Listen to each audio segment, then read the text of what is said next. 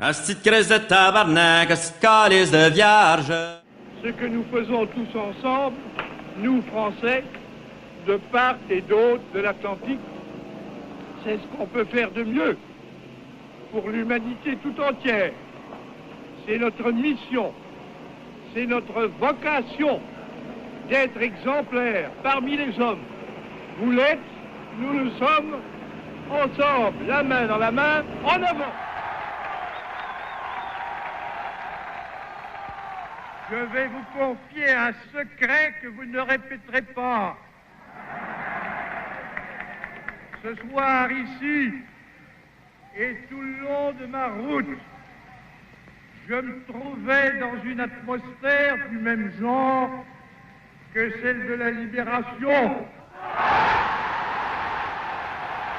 Voilà ce que je suis venu vous dire ce soir, en ajoutant que j'emporte de cette réunion inouïe de Montréal un souvenir inoubliable.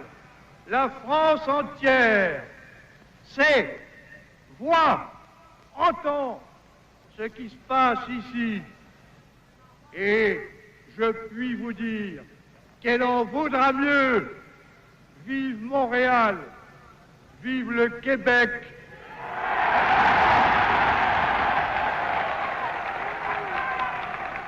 Vive le Québec libre!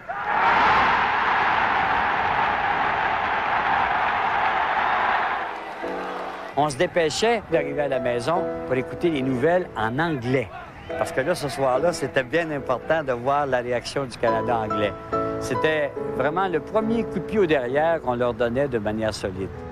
Certaines déclarations faites par le président ont tendance à encourager la faible minorité de notre population qui cherche à détruire le Canada.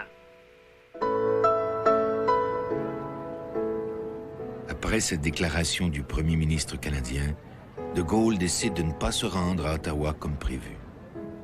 Plus tard, son successeur, Georges Pompidou, qualifiera son attitude envers le Québec de folie gratuite.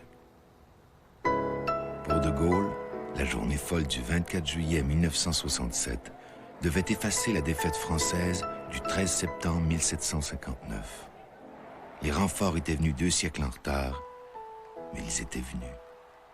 De Gaulle était convaincu qu'il venait de payer une dette et que la France ne serait plus seulement le passé du Québec, mais une part de son avenir.